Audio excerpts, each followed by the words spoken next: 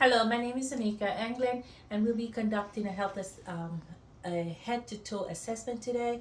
And my patient Nick, do you consent to this assessment and video? Yes, sir. Thank you. So we're going to start off with our cranial nerve. Starting off with cranial nerve number one, the olfactory nerve, which is a sensory nerve. If you could occlude one of your nostrils while you close your eyes for me, please. And if you could smell, tell me what you smell. Slime. Thank you, that is correct. Keep your eyes closed. Occlude the other nostril for me, please. Tell me what you smell. Coffee. Thank you. And that's cranial nerve number one, the olfactory nerve, and it is intact. Now we're going to move to cranial nerve number two, which is the optic nerve. It's also a sensory nerve. We'll be doing so by three tests. We'll be doing tests by visual acuity using the Snellen chart. We'll be doing a confrontation test, and we also will be doing a fundoscopy exam utilizing the ophthalmoscope. If you could look at the chart for me, holding it 14 inches from your face. Can you read the last line for me, please? LTFPH. And that is correct. So based on the chart, he does have a 20/20 vision. If we would keep going until he misses two letters, and then that is where we would assign the acuity. Now we're going to do that confrontation. You could stand for me, please. So as I face the patient, I'm going to ask him to occlude his right eye, and I'll occlude my right eye, and then you'll let me know when you see my fingers coming into your visual field. Yes. No. No. No. Okay, we'll occlude the opposite eye. Tell me when you see my fingers. No. No. No. No. All right, great. You can have a seat. So what we were able to tell is that his visual field was in his peripheral vision is intact. He was able to see my fingers when I was bringing my fingers 50 degrees superiorly, 60 degrees nasally, 70 degrees inferiorly, and 90 degrees temporally. We'll now be using the ophthalmoscope, and we'll be looking at the structures of the eye. If you could just look straight, I'm going to shine a bright light in your eye as I look at the eye structures. So going lateral.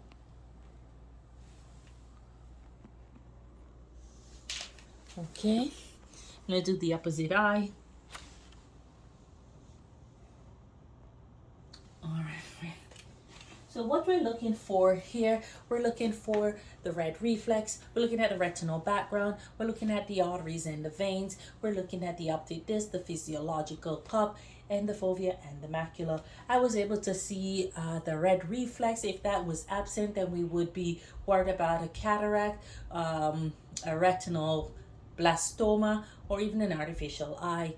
We looked at the background of the retinal, which tells us about the perfusion. We should not be seeing any cotton wool patches or any AV nickings. If those were present, then we will be worried about diabetic or hypertensive retinopathy. We also look at the optic disc. It should be a yellowish orangish color. Should have very sharp margins. If the margins are blurred, we worried about papilla edema.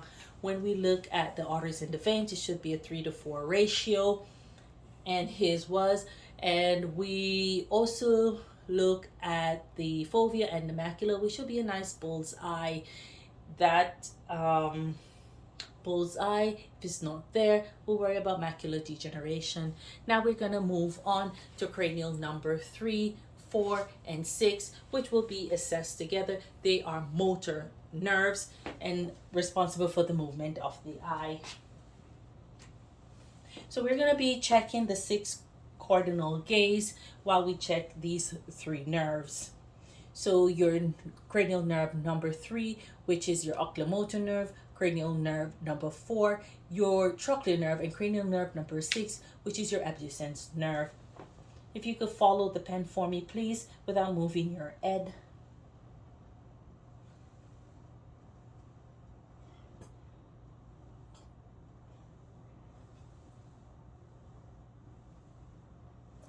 And great. So we did not see any rapid eye movement known as nystagmus, and that was intact. Now we're going to do it by the light. We're going to be shining the light at the bridge of the nose. All right, great. And that is, as I shine the light at the bridge of the nose, I was able to see the reflection in the pupils dead on at 12 o'clock.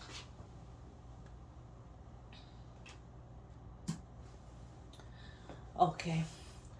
So also with the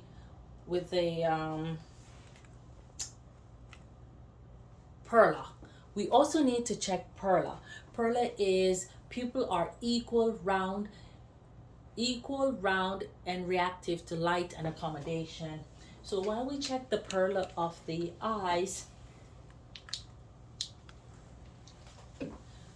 what we're looking for is that I'm going to be shining the bright light in your eye. Look straight ahead for me.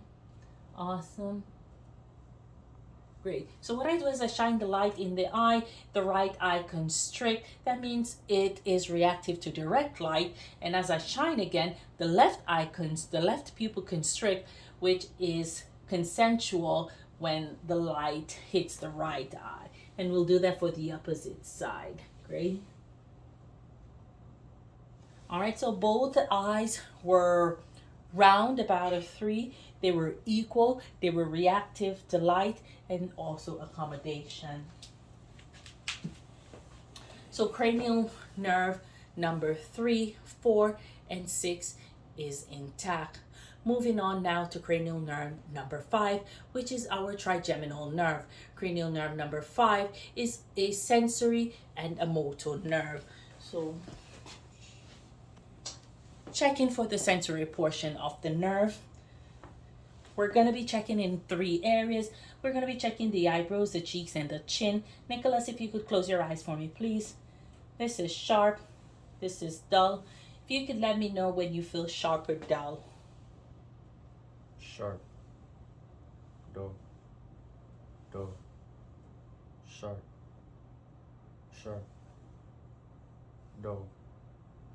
Okay, great. So that portion of the trigeminal nerve is intact. So now we're going to be looking at the motor portion of the trigeminal nerve, which we're going to look at the temporal masseter joint. And if you could bite down for me, please. Okay, great. So we feel a nice bulging muscle here, which is your temporal masseter area, and that is intact. So now your trigeminal nerve, cranial nerve number 5 is intact. Moving on to cranial nerve number 7, which is our facial nerve. This nerve is both a sensory and a motor nerve. So we're going to be testing sensory first. If you could close your eyes for me, please, Nicholas. Open your mouth for me. Stick your tongue out. So on the 2/3 posterior of the tongue, can you tell me what you taste? Sugar. So on the 2/3 posterior of the tongue, he was able to taste the item that I placed there. Now we'll move on to checking the motor part of the facial nerve. So checking the motor part of the facial nerve, I'm going to ask you to raise your eyebrows. Okay, great. Give me a smile. Move your jaw side to side. And we did show me your teeth, top teeth, bottom teeth.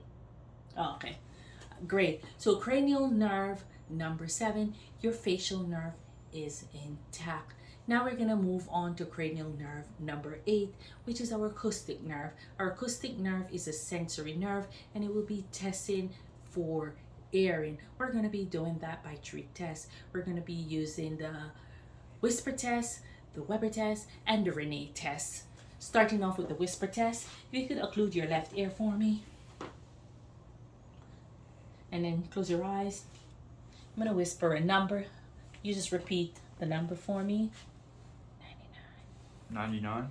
And you could do the opposite side. 99. 99. Awesome. So he was able to hear both sides. If for some reason it wasn't able to hear on both ear, we move on to do the Weber test. With the Weber test, we'll be utilizing the tuning fork.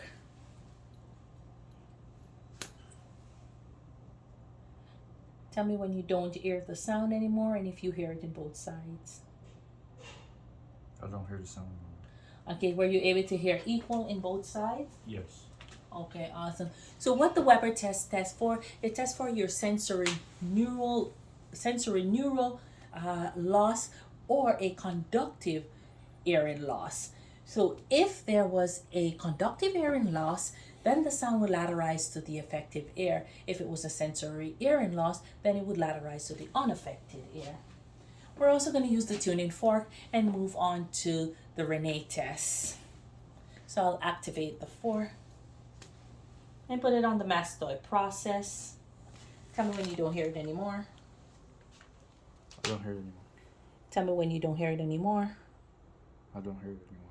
All right, great. And then we would repeat that on the other ear also. So what that does is it checks for ear conduction loss and bone conduction loss. So with the Renee test, ear conduction, when ear conduction is greater than bone conduction, normally 2 to 1, it is a sensory neural loss. With both, when bone conduction is greater than ear conduction, it is a conductive hearing loss. And cranial nerve number 8, acoustic nerve, is intact. Now we're going to move on to cranial nerve number 9 and number 10, which is normally assessed together. That is our glossopharyngeal nerve and our vagus nerve. So with our sensory portion, I'm going to put an item on the anterior 1/3 of the tongue, and the patient will identify that item for me. If you could open your mouth, stick your tongue out, tell me what you taste. Sugar. Okay, great. So he was able to tell me the item, so his sensory portion is intact. Now we're going to be checking for swallowing and phonation, which is the motor portion of that nerve. And if you could open your mouth for me, please. And if you say, Okay, great. So what we're looking at the uvula. We're looking at a rise and fall, ensure that it is symmetric. We're looking at the soft palate, make sure that is symmetric, and it was. If it was not symmetric, then we would be worried about a lesion in that area or possibly a stroke. Cranial nerve number 9 and 10 is intact. Now we'll move on to Now we're going to move on to cranial nerve number 11. Cranial nerve number 11 is our spinal accessory nerve. That nerve is a motor nerve. So we'll be checking with 2 tests. If you could shrug your shoulders for me. Awesome. If you push your head against my hand. Awesome. Push again against my hand. So what we're checking here, we're checking both the strength of the trapeze muscle and the sternocleidomastoid muscle. That they both were a 5 out of 5, and cranial nerve number 11 is intact. Now we're going to move on to cranial nerve number 12, which is our hypoglossal nerve. So Nicholas, for me, you're going to stick your tongue out for me, please. Great. And if you could put your tongue in your cheek. Stick it the other cheek. All right, he was able to perform both tests. Cranial nerve number 12 is intact. Now we're going to be moving on to assessing the head, the face. So starting off with assessing the head, we're going to be looking at the ear. We're looking at color. We're looking at distribution, looking if there is any hearing loss. We're looking at the scalp. We're looking for lesions. We're looking for nevi. We're looking for masses. Looking for dryness and none noted. Now we're going to be looking at the skull. We're looking for the symmetry of the face and skull. His face is normocephalic, which is normal. Can you smile for me, please? And as he smiled, we can see there is no deformity in the face. It is nice and symmetrical.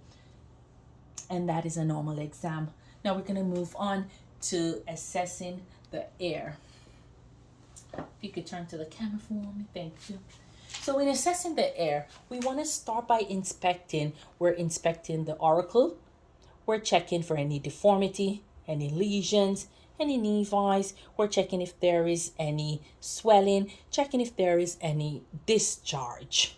And we don't see any. And while I am here, we're going to start palpating the air. We're going to palpate the mastoid process. Tell me if you feel any pain. Any pain? No. If there's any pain in the mastoid process, we'll be worried about a mastoiditis or even otitis media of the inner ear. We also could perform the tug test to check for any abnormality. To perform the tug test, I'll pull up on the auricle as I press on the tragus. Any pain at all? No. Again, we'll go back, pressing on the mastoid process. And is there any pain at all? No. If there is any pain during the tug test, then we're going to be concerned about an external otitis external or otitis external media. So that is a normal exam inspection of the ear. Now we're going to be looking at the ear structures. We're going to look at the inner ear. We're going to look at the tympanic membrane, looking at the external auditory canal. So to do that, we're going to be utilizing the otoscope. Just give me a moment as I switch gears here. With the otoscope, pulling the air up, back. Great, I'm able to visualize the external ear canal as we look down, also at the tympanic membrane. The tympanic membrane is a light translucent gray.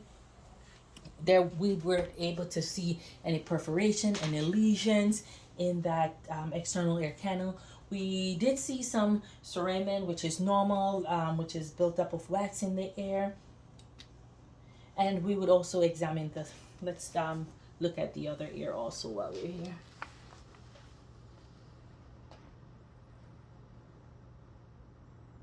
Okay, great. This is the same. I was able to visualize the tympanic membrane.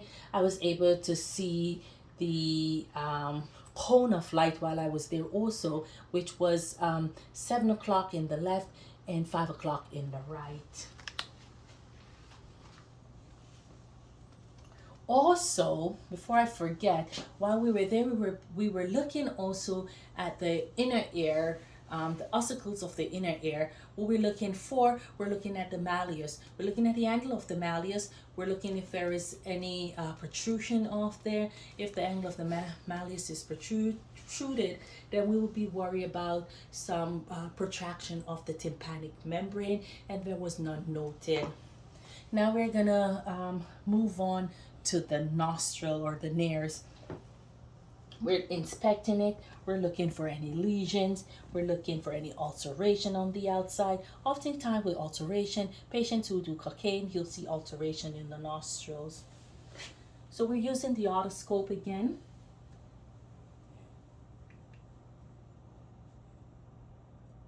We are looking at the nostril. Should be nice. We're looking in the nares. Should be the mucosa. Should be a nice pink mucosa, which it's there. It's nice pink and moist. We're also looking at the turbinates. We were able to visualize the inner turbinate and the middle turbinate. The superior turbinate, we are unable to visualize that. What we also look at, we're looking also at the septum of the nose. We want to ensure it's nice midline and to note if there is any septum deviation, and there is none noted. Now we're going to move on to assessment of the mouth. So with the assessment of the mouth, starting off with the lips, we want to ensure that there is no dryness, there is no cracking, and we don't see any. There is no ulceration, there's no lesions.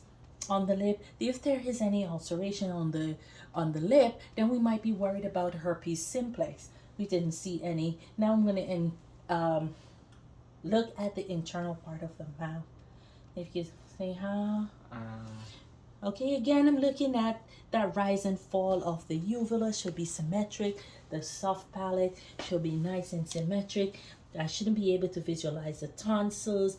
If the tonsils are inflamed, or are you able to visualize and swelling, the patient might be having some tonsillitis. We're also looking for any white patches, which could be indicative of candida.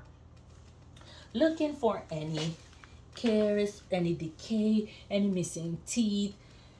With any decay of the tooth, we have to worry about infection, bacteremia that could even cause endocarditis. We're looking at the tongue, looking under the tongue, checking for any lesions. Stick your tongue out for me. Checking for any lesions. And we can see the small papillas, which is normal on the tongue. And that is, his mouth is normal. Apart from the teeth, which I do see that he had previous braces from some orthodontic work for his overcrowding. So now we are going to move down to the neck. We are inspecting the neck. We're looking at the trachea. We're looking for possible any goiter. And I don't see any goiter. We see that the trachea is nice and midline. So to palpate the trachea, we're going to find the sternal notch here. Using 2 fingers, we're running that up on the trachea. Ensure that it's nice and midline. Can you swallow for me, please? Awesome. As you swallow, you can see the nice rise and fall of the trachea, and it's not dislocated or deviated. If it is deviated, then we're worried about a possible pneumothorax. Hold up your head. So now we're going to palpate for the thyroid. And as I palpate, we're not feeling the thyroid, which is normal. If you could turn to the left for me, please. So with the turn to the left, we are dislocating the thyroid and the trachea, so I could palpate. And I'm feeling the thyroid and it's not enlarged, or I do not feel any nodules at all.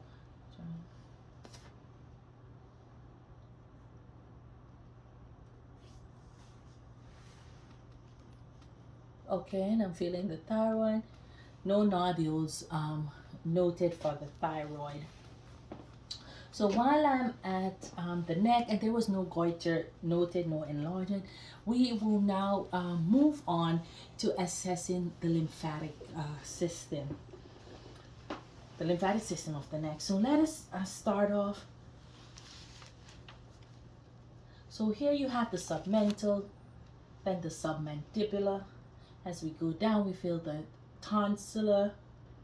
Then you have the pre-auricle and your post-auricle here.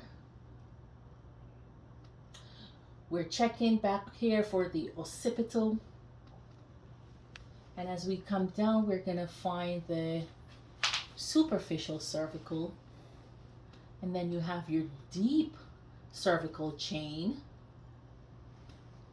Palpating for your supraclavicular and also your infraclavicular lymph nodes. So for your lymph nodes, they should be no greater than 1 centimeter. They should be soft and movable. For any abnormality, the lymph node will be greater than 2 centimeter.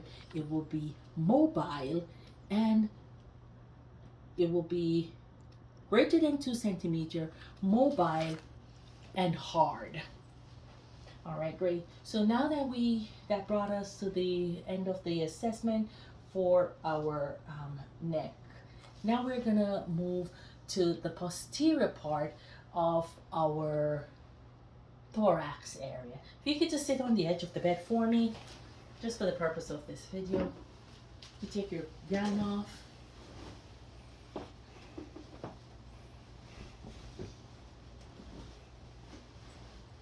Okay, thank you. And if you could just turn your back to the camera so we could get a nice visual of your back.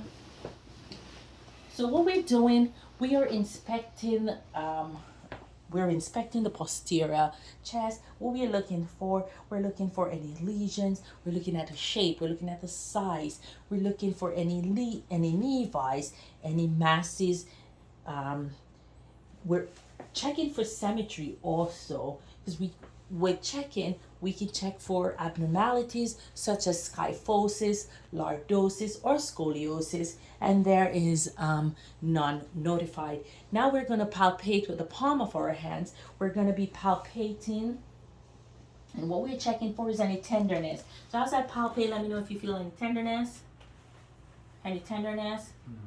Okay, great. And no tenderness noted, and that is great. Normal exam. So now that we are finished with palpating, we will now percuss the lung fields. So we want to ensure that we go in a lateral motion. And as we percuss the lung field, we should be hearing resonance over the entire lung field.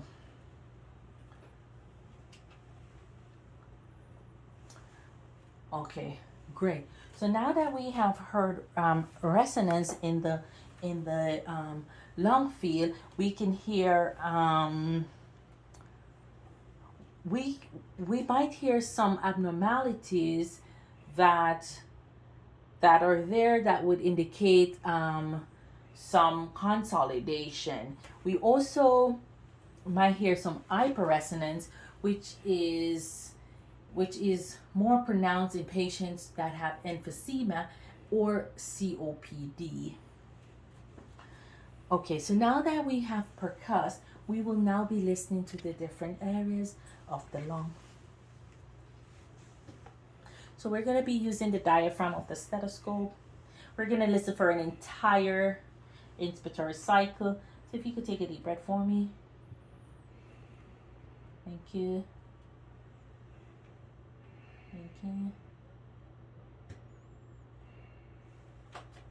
Again. And then on the base of the lung.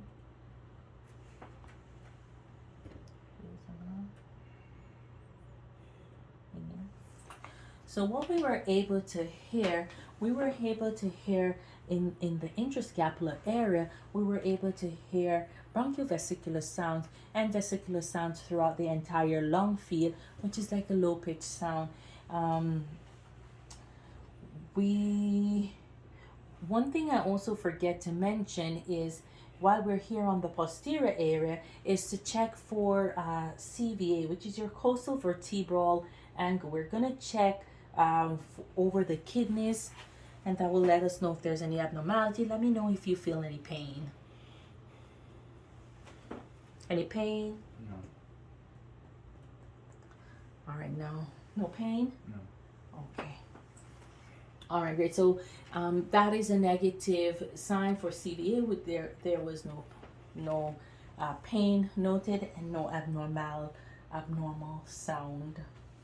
So back to the lung field.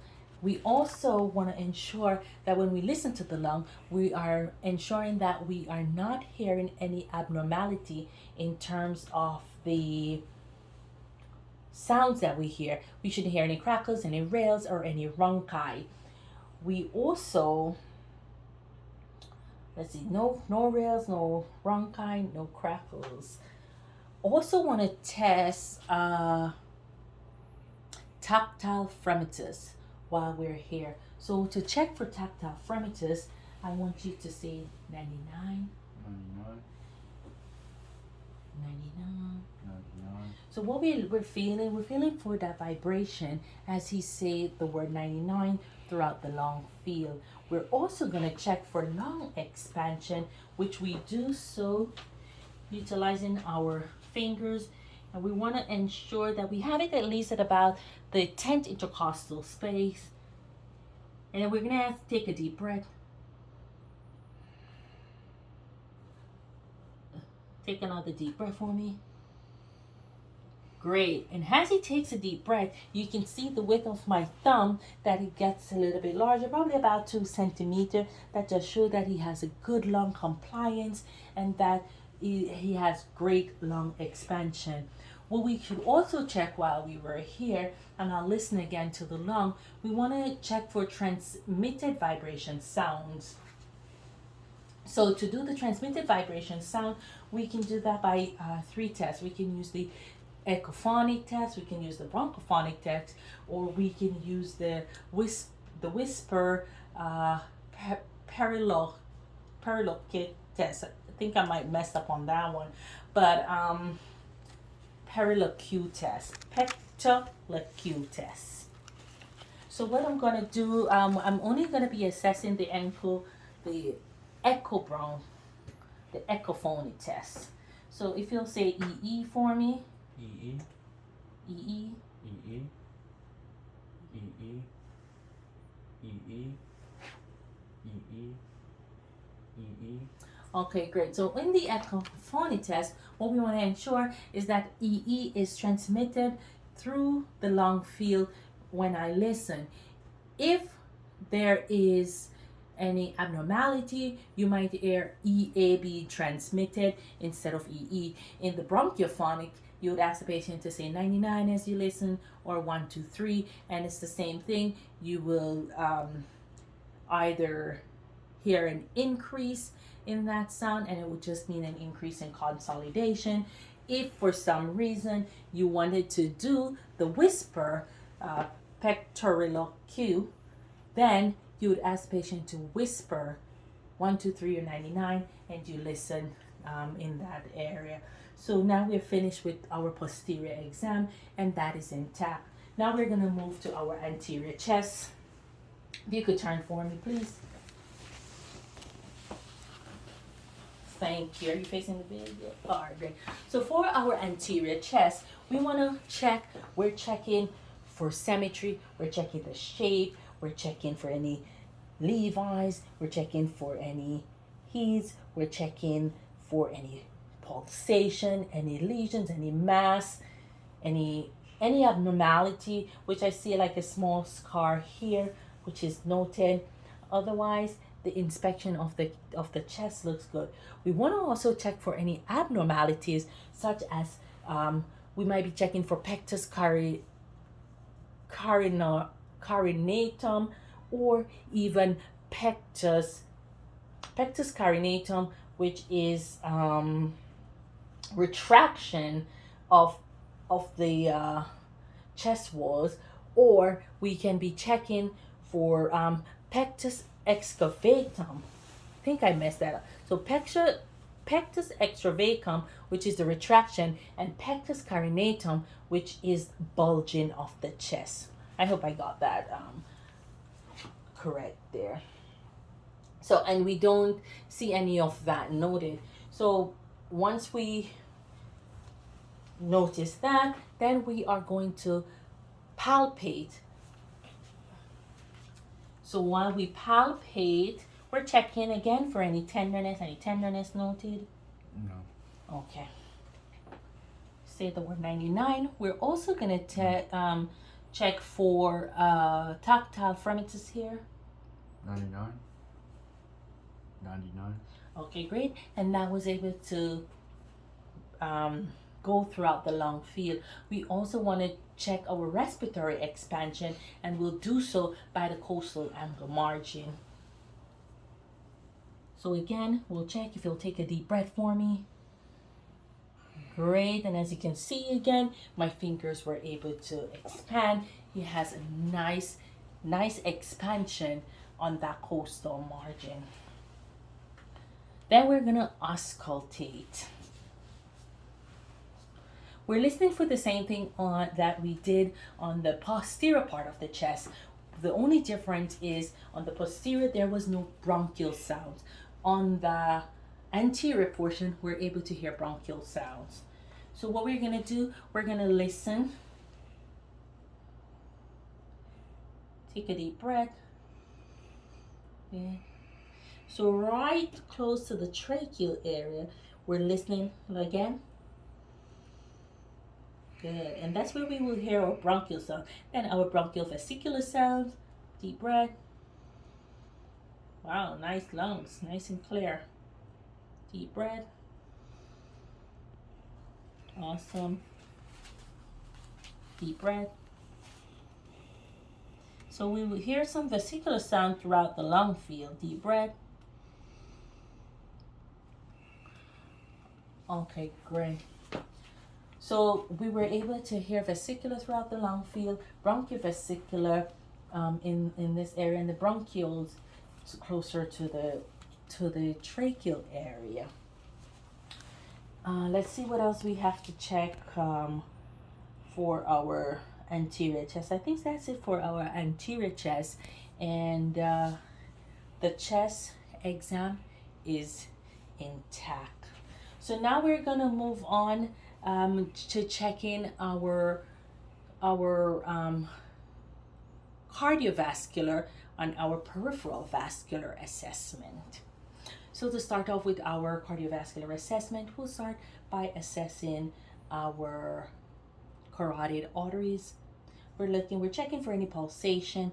We don't see any. I'm going to be listening. So we want to listen to the carotid area in 3 points, and we're going to be utilizing the bell of the stethoscope. If you could hold your breath for me. Hold your breath. Good. We're listening for bruit. Thank you. And we're going to do so on the opposite side. Hold your breath. Good. Yeah. Good. And no bruit noted. If we did hear bruit, we would want to refer the patient for further investigation because it could indicate some carotid stenosis and the patient would be at risk for a stroke. So now we're going to be listening. If you could lay on the bed for me, please. Thank you. So we listen. I'll go ahead and do our cardiovascular assessment, and then I'll continue with the peripheral vascular system that I started with the carotid. So let's do our cardiovascular system. So with our cardiovascular system, I'm looking for any pulsation, any lifts, any heaves, and there is none noted.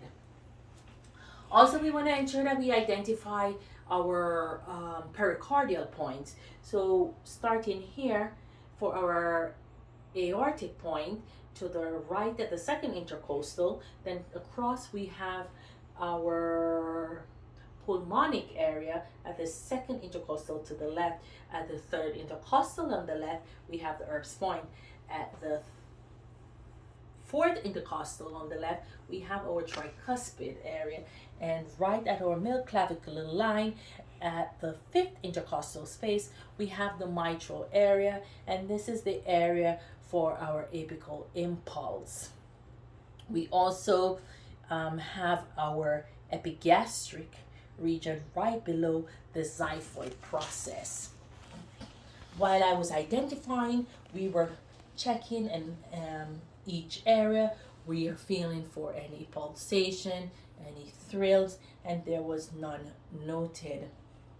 We were looking at the epigastric area, looking for any pulsation again, any thrills, and there is none noted. If there was any pulsation or thrill, especially in the epigastric area, which would be indicative of a aortic aneurysm, we would want to refer the patient for further investigation because that could be a lethal identification right there, that the patient will be at risk. So we want to ensure of that. Now we're going to be listening to the pericardial area. We're going to be utilizing the bell and the diaphragm. While we're listening, we're going to be listening for heart sounds. What we're listening for our S1, which is heard greatest at our mitral area. We're looking for S2, which is heard at the base, at the aortic area. We're also listening for S3, S4, which is heard when the patient is mostly in the left lateral decubitus position at the mitral area. And we're listening for a split S1 and a split S2, with your split S1 heard mostly in your tricuspid area, and the split S2 in your pulmonic area. So we'll be doing that utilizing the bell and the diaphragm. So we'll be following the coastal margin here. So here we're listening to the aortic area.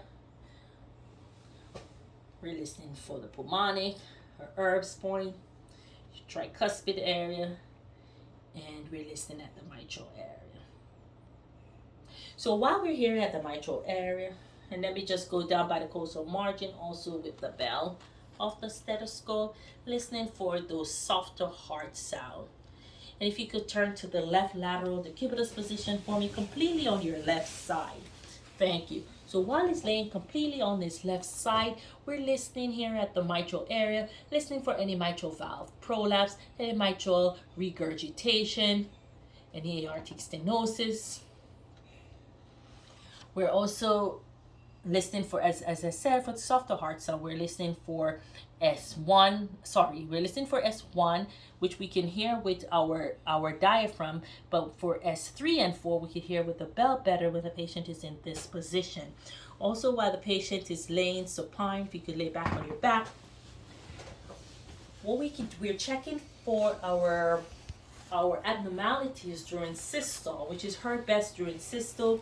We will do the Valsalva maneuver test, and we could do Valsalva maneuver, or we could do the squatting test. For the purpose today of the video, we'll do Valsalva maneuver. And what we're checking for mitral valve prolapse, regurgitation, or aortic stenosis.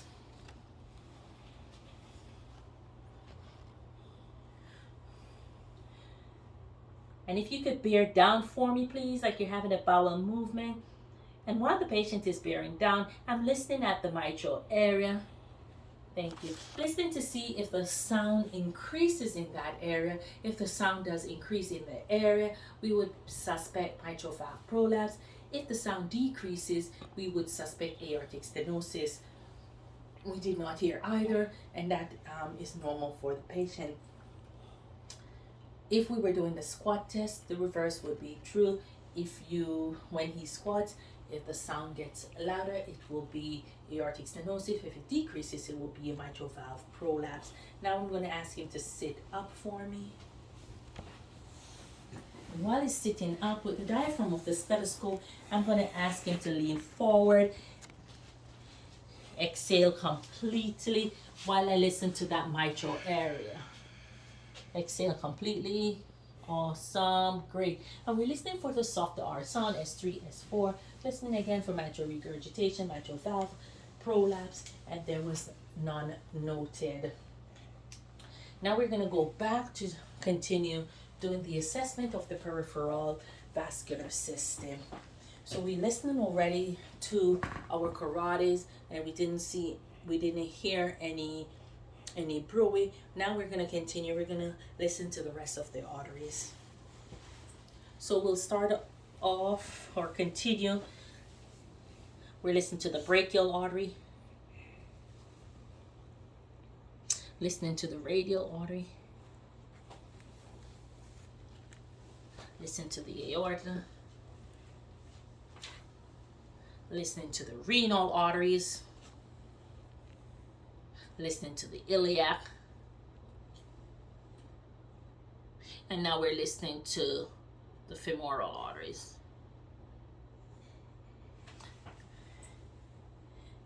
There was no abnormalities found. I'll also go back and listen a little bit more to the abdomen. So while I'm here listening to the abdomen,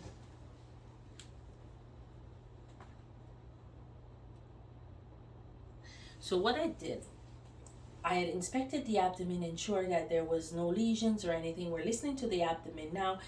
We're auscultating for any friction rub. We're auscultating for friction rub. We are checking for venous hum. So while we check for that, our friction rub, none noted.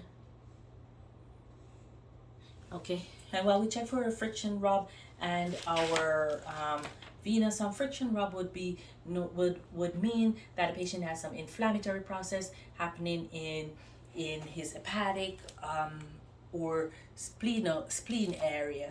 That means that it could indicate inflammation, or it could also be inflammation or an infection, or it could be inflammation, infection, or even a lesion on the hepatic area, and we didn't hear any. And then if there's a venous hum, it just would be that there would be some collateral circulation, and we did not hear any venous hum or friction rub. We also want to palpate the area, so we're doing a light palpation. Let me know if you feel any pain. No pain. Okay, then we're going to be checking for the different organs.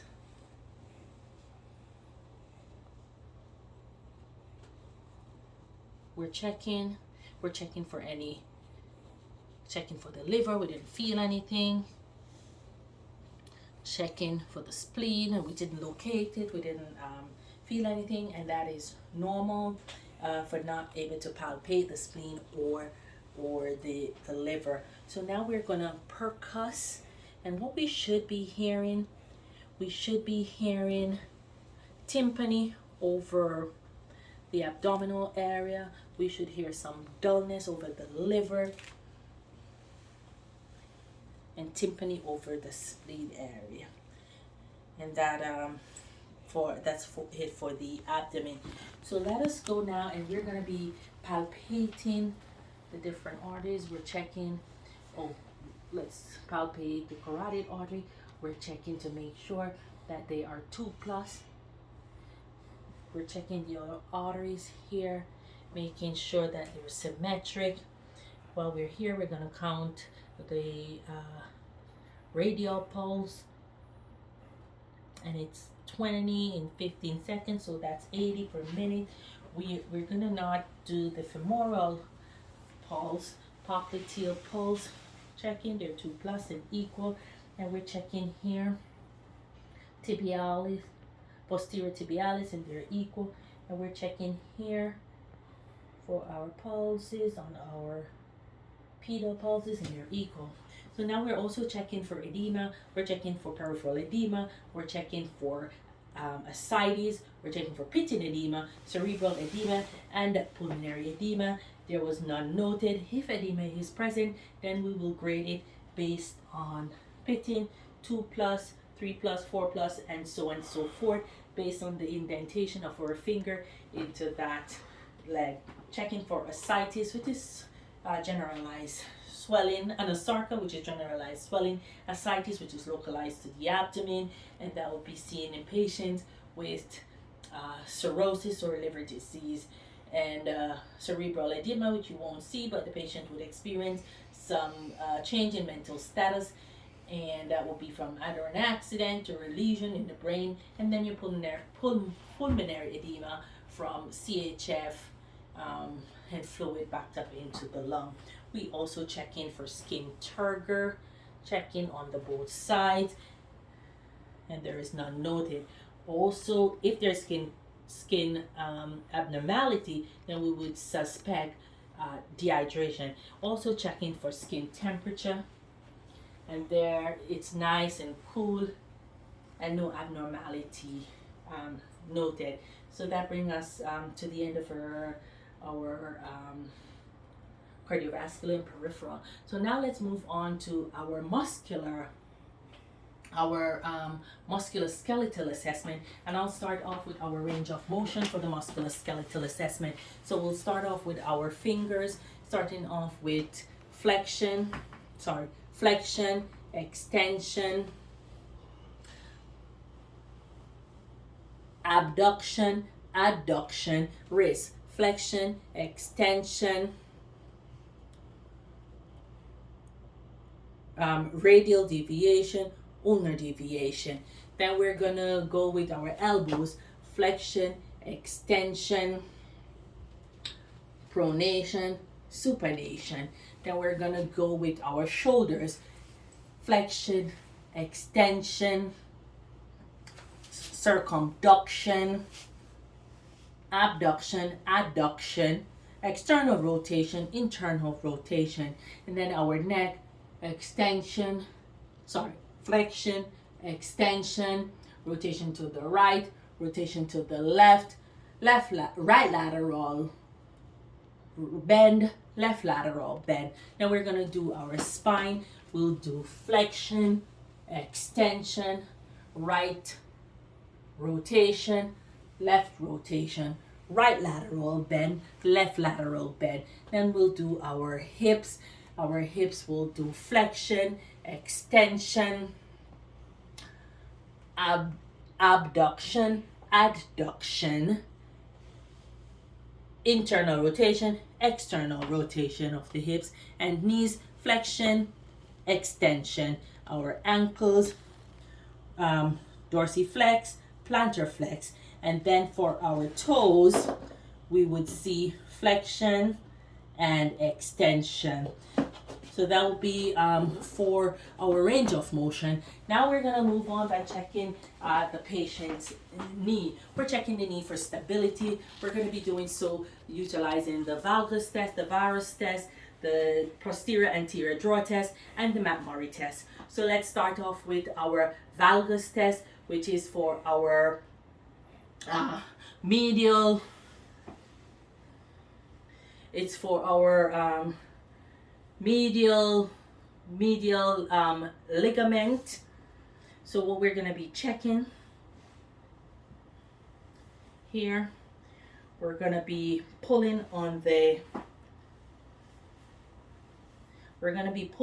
ankle, and as I press in medially, and I'm checking that joint for stability, and that is stable. Then we're going to do so for the so that was our valgus test. Then we're going to do the varus test, which is for our lateral ligament, for our LCL and our MCL that was. So with this test, we're bringing, let's do it on this knee better. So let's bring the knee in. So I'm pushing immediately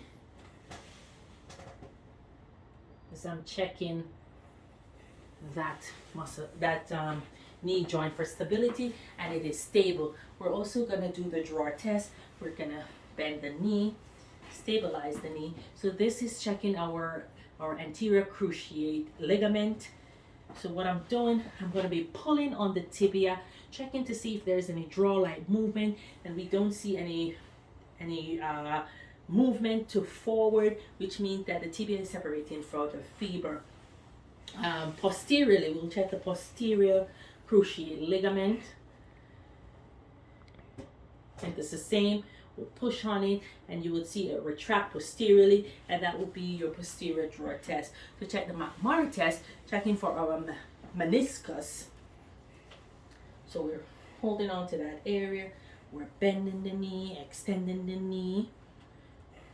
We're rotating and checking for stability, and that is stable. If you could sit up for me, please, while we check the carpal tunnel. So now we're going to move on. We're checking for carpal tunnel. So what we're going to do, we're going to do that by two tests, the Tenniel's test and the Farley's test. So with the Tenniel's test, put your hand on for me. So we're checking the carpal tunnel. As I tap here, let me know if you feel any pain, any tingling, or any numbness. Any pain, tingling, or numbness? No? And then I follow the track for the index finger, and there's nothing notified. No pain, no tingling, no numbness. No. So that would be a negative Talon's test. Now we're going to do the Farley's test. You're going to put your hand like that. Okay, great. So while he's checking on that, you press on it. Any tenderness, any pain, any tingling, any numbness? No. Okay, no. So both tests is negative for carpal tunnel syndrome. Now we're going to be testing our rotator cuff muscles. We're testing for a rotator tear. Stand up for me, please. So as we check for our rotator cuff, as you look, we're going to extend. We're checking all four muscles called the sits muscles, which is for supraspinatus, infraspinatus, the teres minor, and your scapularis, subscapularis muscle. So what we want to check as he extend, check and make sure there's no bunching, there's no pain in that muscle area.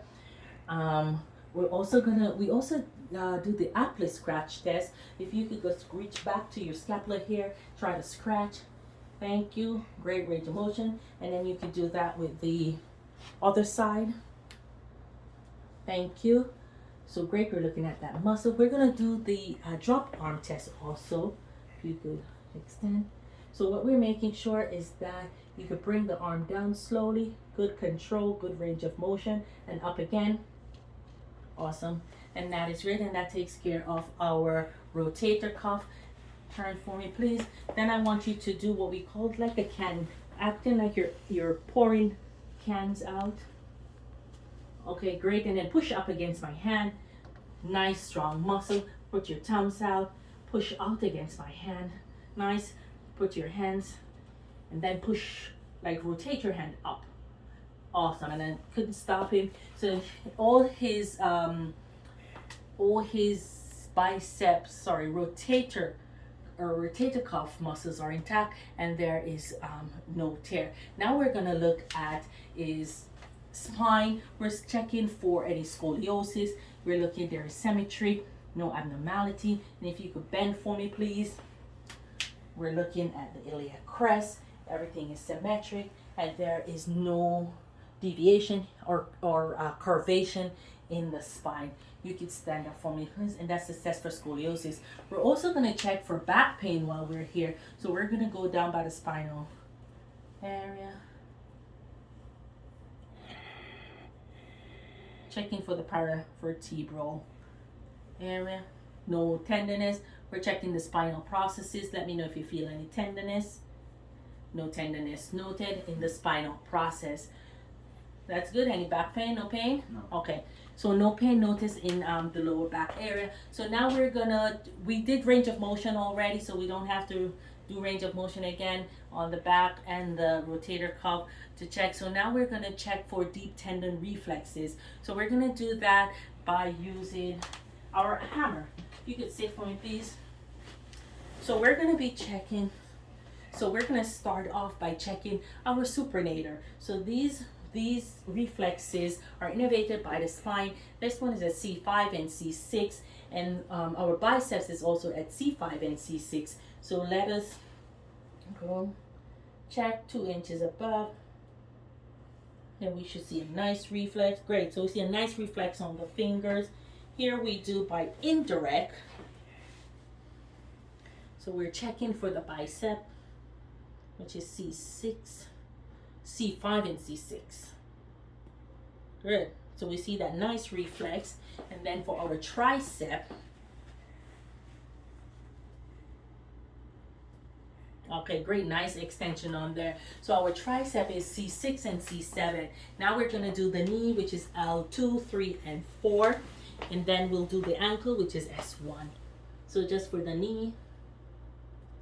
Okay, great. Wow, that was good. Good reflex. Awesome. So on the knee, we had a good reflex. Let's go ahead and do the ankle.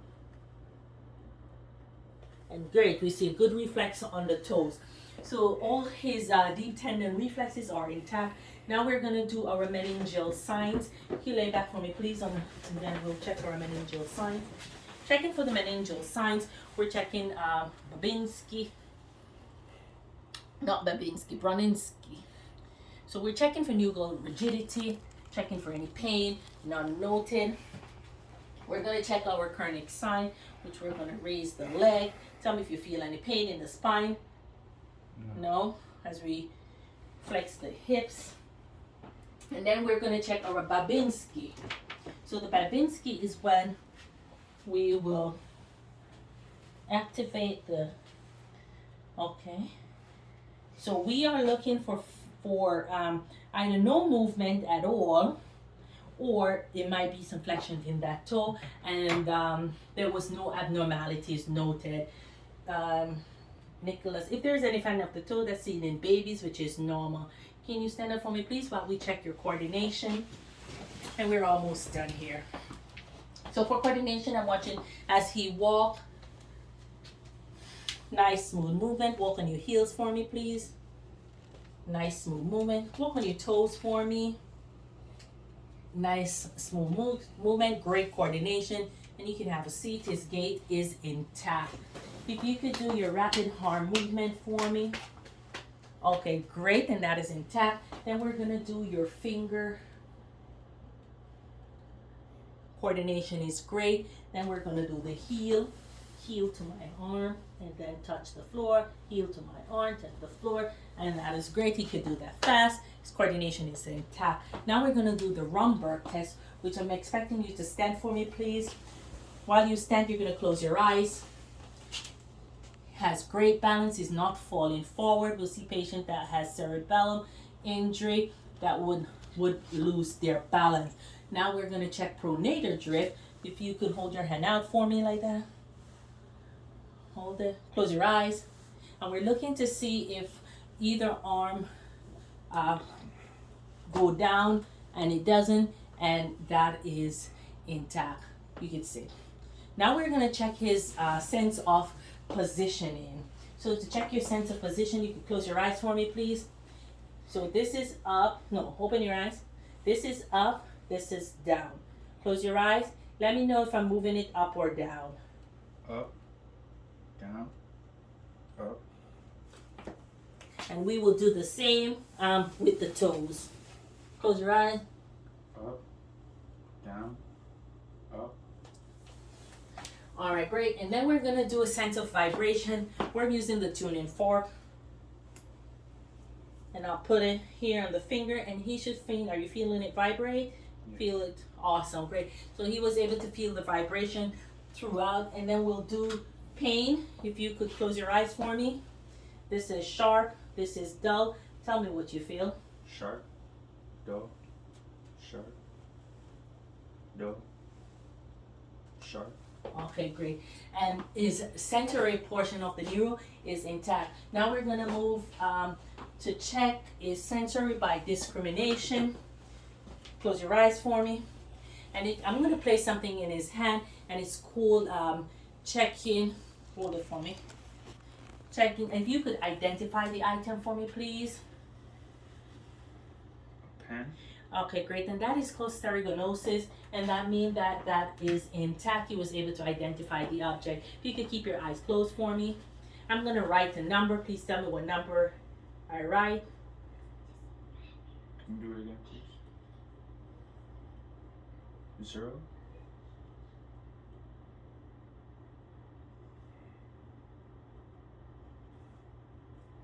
Okay. I'm going to try another number. Again. 7.